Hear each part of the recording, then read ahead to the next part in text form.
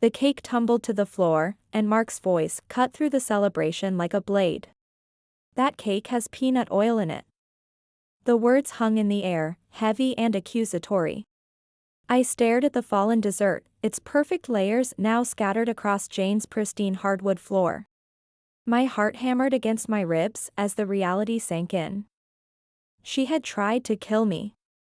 My own mother-in-law had just tried to kill me and my unborn child. How did I get here? How did Sunday dinner become a battlefield where my life was the prize? Let me go back to the beginning, when I was still naive enough to believe that love could conquer all family dysfunction. I'm Liz, and by some twist of fate, I married the most amazing guy I'd ever met. Alex and I are both 28, with our own place, our bills paid, and a life that felt entirely ours. It had been a year since we said "I do," and honestly, life had been good. Except for one little thing. Alex's parents. The day I met my in-laws felt like walking into a lion's den with a stake tied to my neck. My mother-in-law Jane had this way of looking at me like she was trying to figure out if I was more of a nuisance or just plain boring. I could tell she had sized me up and found me lacking before I even had a chance to say hello. Growing up, my parents had taught me that family meant acceptance, even when differences arose. My father had worked double shifts at the factory to support us, never complaining, always putting family first. My mother had been the glue that held everything together, teaching me that patience and kindness could overcome any obstacle. I carried those lessons with me into my marriage, believing that if I just tried hard enough, I could win Jane over. "She can be a bit much," Alex had warned me as we drove to their place that first time. "But don't take it to heart, okay?" I didn't, or at least I tried not to. At dinner, I was passing the salt when Jane said, "You know, Stephanie used to cook such wonderful meals. Remember that risotto, honey?" She directed this to Alex, who just nodded, his jaw tight. "Yeah." "I remember," he replied, not looking at me. I sat there, salt shaker in hand, feeling like I was invisible. They all talked about Stephanie as if I wasn't there. I felt a pang in my chest, but I swallowed it down with a smile. "Sounds like she was a great cook," I said, trying to seem unaffected. Jane's eyes met mine, and she smiled, but it didn't quite reach her eyes. Oh, she was. She was a lot of things. That night, I told Alex how I felt. "It's like she's measuring me against some ghost." Alex hugged me close. "You're the one I chose, Liz. That's all that matters." I wanted to believe him, but as I'd learned, Jane had a long game in mind, and I was the pawn she was eager to sacrifice. I just didn't know it yet. What I did know was that Jane had never gotten over Alex's previous relationship. Stephanie had been perfect in her eyes, the daughter she'd never had. When Alex broke up with Stephanie to be with me, Jane saw it as a betrayal, not just of Stephanie, but of her own dreams for her son's future. She had spent years building a relationship with Stephanie, planning their wedding in her mind, imagining grandchildren who would carry on her family's legacy. And then I came along, disrupting everything. Living with an allergy isn't just inconvenient, it's like having a shadow that's constantly whispering danger in your ear. Since I was a kid, peanuts have been my arch nemesis. It started with a spoonful of peanut paste and a trip to the emergency room that left my parents with a crystal-clear message: keep her away from peanuts and a whole host of other foods if you want her to grow up. I still remember that day vividly. I was 5, sitting at my grandmother's kitchen table, eager to try the sandwich she'd made with such care. One bite, and within minutes, my throat began to close. The panic in my parents' eyes as they rushed me to the hospital haunted me for years. From that day forward, every meal became a calculated risk. It's not just peanuts, though. Soy, peas, cherries, almonds, tomatoes, apricots, bananas, and even potatoes are all off limits. It's a list that makes waiters raise an eyebrow and friends hesitate to invite me over for dinner. It's also a list that my mother-in-law Jane knows by heart, yet she somehow manages to question every single time we're over for dinner. Are you sure you can't even have a little bit of this pie? It's got almond extract, she'd ask with a tone that hovered between concern and disbelief. I would smile politely, though I'd rather not, and say, "Yeah, I'm sure. Thanks, though." It was the same dance every time. I remember once at a family gathering, I was navigating the buffet, a mental checklist running through my head. Alex was by my side, plate in hand, trying to help me find something safe to eat. That's when Jane swooped in, her voice sickly sweet. "Liz, you must try this casserole." I made sure it was Liz-friendly, she announced, but the glint in her eye didn't match her nurturing words. Alex paused, his fork midair. "Mom, you used cream of mushroom soup in this, right?" he asked, knowing full well that many brands included soy, a big no-no for me. Jane's smile faltered for a second. "Oh, I think so. It should be fine." But it wasn't fine, and we both knew it. Looking back now, I realize that Jane's relationship with food had always been complicated. She had grown up during leaner times, when her family struggled to put meals on the table.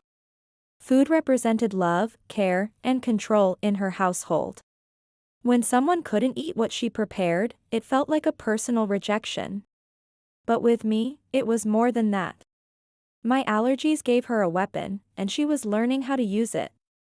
We made our excuses, me leaving the casserole untouched, but the incident stuck with me. It was a small victory in what felt like an ongoing battle, a battle where Jane held all the cards because she controlled the kitchen. I've learned to navigate this world with careful steps. Eating out is a strategic operation. Alex and I were at our favorite Italian place, a rare find that understood the gravity of food allergies. I'd recited my usual spiel to the waiter, who nodded understandingly. Alex watched me with those soft eyes of his, the ones that said he'd do anything to make my life easier. "You okay?" he asked after the waiter left. "Yeah, I'm fine. I just hate making a fuss," I replied, folding my napkin on my lap. "You're not making a fuss. You're making sure you don't, die," he said, half joking, half serious. I laughed, a short, grateful sound. "Well, when you put it that way." After dinner, as we walked under the clear night sky, I felt light, happy. That's when my phone buzzed with a text from Jane. Her words were like a cloud over the moon, darkening the moment. "Be careful, Liz. Not everyone takes your conditions seriously. Wouldn't want anything to happen to you." I read the text to Alex, who wrapped an arm around me, pulling me close. "She's just trying to get to you," he said. But as much as I wanted to shrug it off, I couldn't shake the feeling that Jane's message was more than just a jab. It was a warning, a reminder that my allergy made me vulnerable, not just to food, but to people like her who saw it as a weakness to be exploited. The rest of the walk home, I couldn't help but think about all the close calls, all the accidental exposures, and how easily something could go wrong. It wasn't just the peanuts or the soy or the peas. It was the realization that my allergy was more than a personal battle. It was a chink in my armor that someone like Jane could see as an opportunity.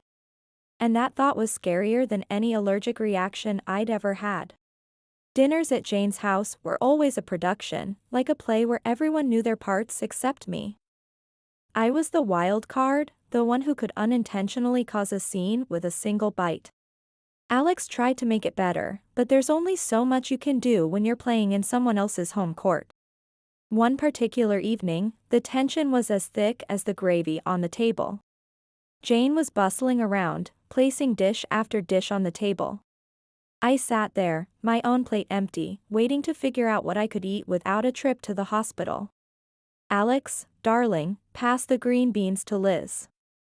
They're just divine," Jane said, her voice dripping with a sweetness that didn't reach her eyes. I eyed the beans, but something seemed off. "What's in them?" I asked. "Oh, just a touch of almond slivers for crunch," she said, waving a hand dismissively. I put my hand up, stopping Alex's reach. I can't eat those. Remember, almonds are a no-go for me. Jane feigned surprise, a hand to her chest. Oh dear, I must have forgotten. Silly me. Alex's chair scraped back as he stood up. Mom, this is serious. Liz could end up in the hospital.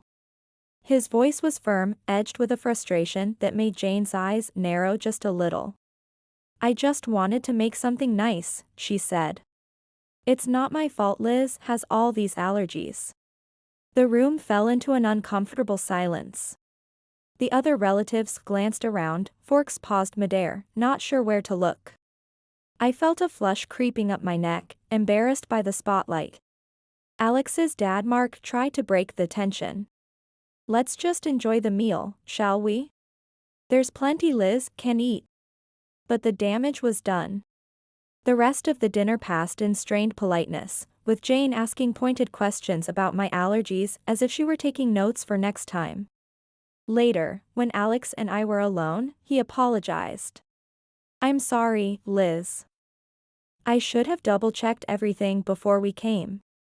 I shook my head, tired of feeling like a problem to be managed. It's not your fault.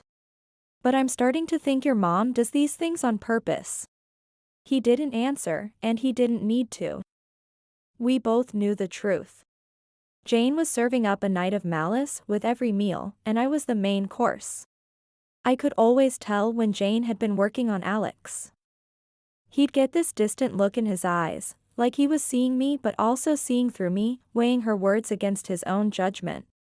This particular evening, it was like a cloud had settled over him, and I knew it before he even said a word. Mom thinks we should consider, well, she thinks we might not be thinking about the future enough, Alex muttered, not meeting my eye as he fumbled with the TV remote. The future? I asked, a sinking feeling in my gut.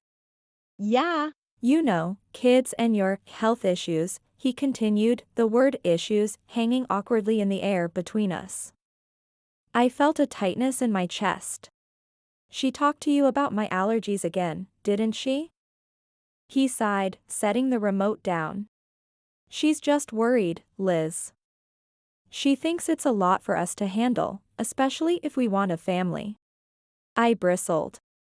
We've talked about this. I've managed so far, haven't I? And there are plenty of people with allergies who have kids. Alex ran a hand through his hair, a sure sign he was stressed. I know. It's just, she has this way of making me doubt things. The room was quiet for a moment, the tension thick.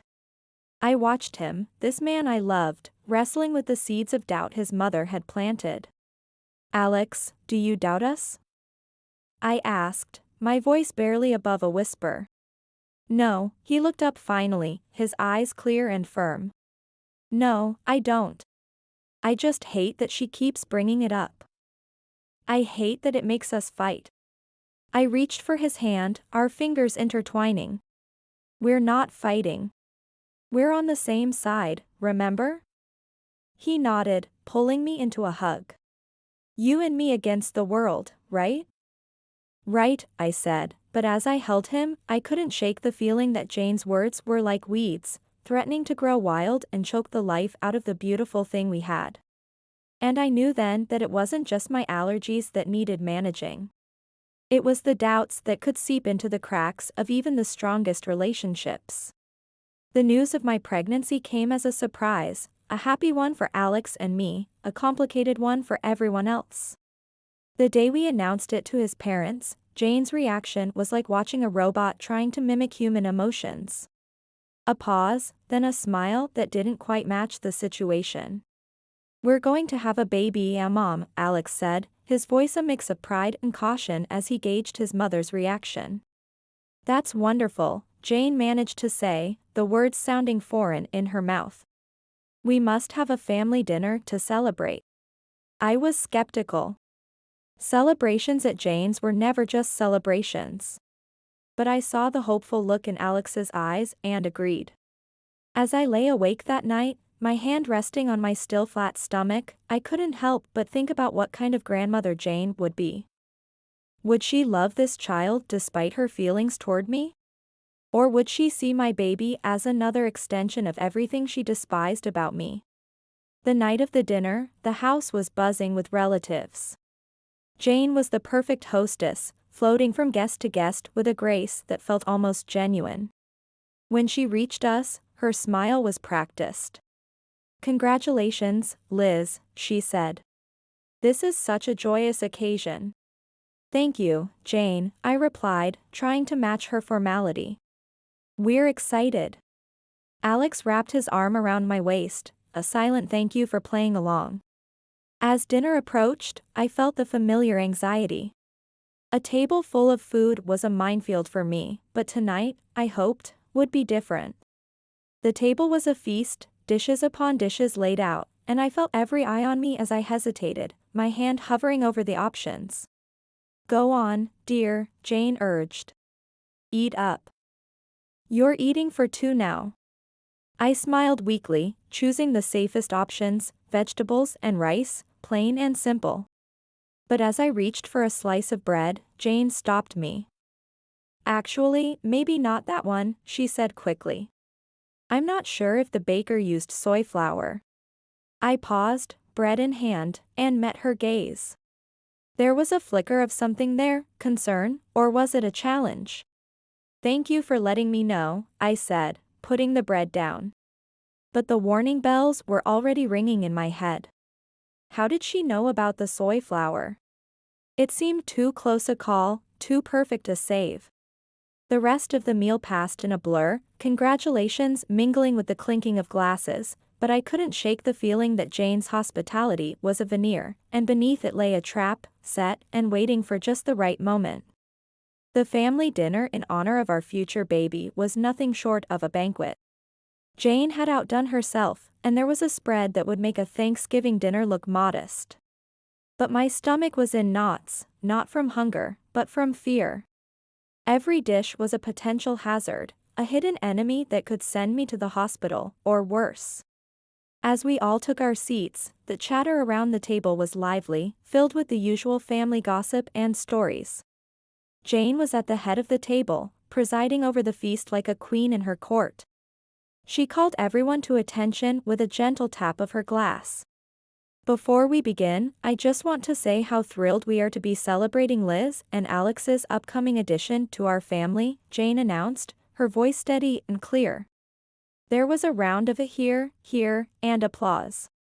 I forced a smile, feeling Alex squeeze my hand under the table. "Thank you, everyone," I said. "We're really looking forward to this new chapter in our lives." The meal began, and I tentatively picked at my food, choosing the simplest items. Alex watched me, his brow furrowed with concern. "You doing okay?" he asked quietly. Yeah. "Just being careful," I replied, pushing a roasted potato around my plate. Jane's eyes were on me, and I felt like a specimen under a microscope. "Liz, you haven't touched your salad. The dressing is on the side, just as you like it," she said, her voice tinged with forced cheerfulness. "Thank you, Jane. I'm just not much of an appetite tonight," I said, avoiding the salad that I knew could easily contain hidden allergens. As the dinner wore on, the tension grew. Every time Jane offered me something, my anxiety spiked. The room felt hot, the walls inching closer with each passing minute. Then came the dessert. It was a beautiful confection, layers of sponge and cream that made the room. Oh. And Ah. Jane cut a slice and handed it to me with a smile that might have been genuine if I hadn't known better. "For the mom-to-be," she said. I looked at the cake, then at Alex, then at Jane. "I really shouldn't," I said, "but it looks delicious." "Oh, come on, Liz. One little bite won't hurt." "For the baby," Jane pressed, her voice sweet as the icing. That's when Alex's dad Mark stepped in, his hand swift as he knocked the plate from my hands. And that brings us back to where we started. The cake tumbling to the floor. The stunned silence. The truth, finally, coming to light. I saw the label in the trash, Mark said, his face pale but his voice firm. That cake has peanut oil in it. The room erupted in chaos. Jane's face was the picture of shock, but her eyes gave her away. There was a flash of something there, fear, maybe guilt. Alex stood, his chair clattering behind him. Mom, did you know about this? He demanded. Jane's mouth opened and closed, but no words came out. And in that moment, the truth was as clear as the danger that had been on my plate. Mark wasn't finished. I saw the shopping list, Jane. Peanut oil for cake. It was right there, in your handwriting. The murmurs around the table grew louder, a mix of disbelief and anger bubbling up from the family.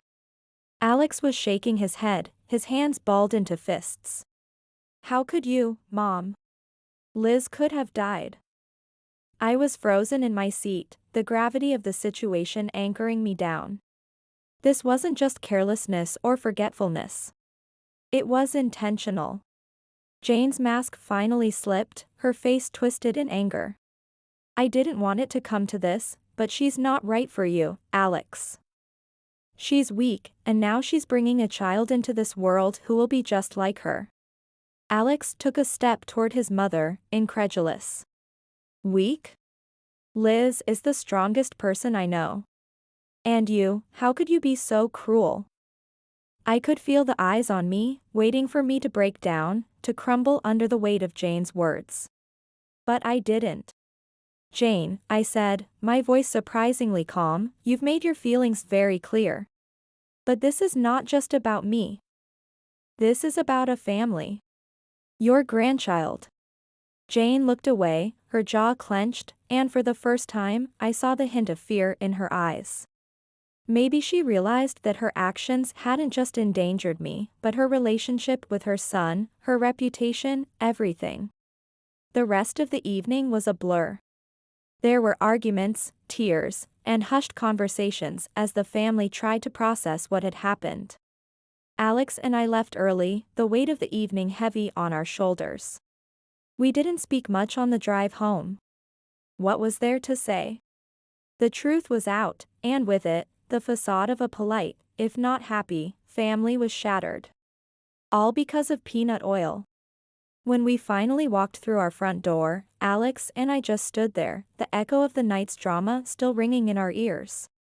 Alex was the first to break the silence. I can't believe my own mother would do something like that, he said, his voice hollow. I sat down on the couch, the cushion failing to comfort me. I know. It's a lot to take in. He sat beside me, taking my hands in his. I'm so sorry, Liz. It's unforgivable. I looked at him, seeing the pain in his eyes, and my heart ached. It's not your fault, Alex. We couldn't have known she'd go this far. But the truth was there, hanging between us. Jane had crossed a line, and there was no going back. The family was in pieces. Some stood by us, shocked and appalled by Jane's actions. Others struggled to wrap their heads around the reality of the situation. The next few days were a whirlwind. Alex's phone buzzed constantly with messages and calls. Relatives wanted to express their shock, their support, their apologies. And through it all, there was a deafening silence from Jane. No apologies, no explanations, nothing. Alex finally broke the news to me a week later. Dad's left her. He can't get past what she did. He said it's been a long time coming. I wasn't sure how to feel. Relief, sadness, pity. And Jane? I asked tentatively. He said she's not handling it well. She's alone now, Alex replied, a twinge of something like regret in his tone. We sat in our living room, the walls we'd painted together, the furniture we'd picked out during countless trips to the store. It was our home, filled with our memories, our love. And outside, there was a storm brewing, one that threatened to uproot everything we knew. But in that moment, I realized that no matter what happened, we had each other. We were a team, about to bring a new life into the world, and that was what mattered. I love you, Liz, Alex said, pulling me close.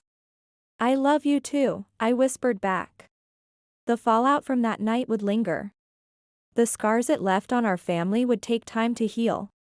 But as I looked at Alex, at the life we'd built and the future we were about to embark on, I knew that we'd weather any storm together. And as for Jane, she was a chapter in our lives that we had closed, a story that we wouldn't let define us. From now on, it was just us, our baby, and the road ahead. Whatever it brought, we'd face it together.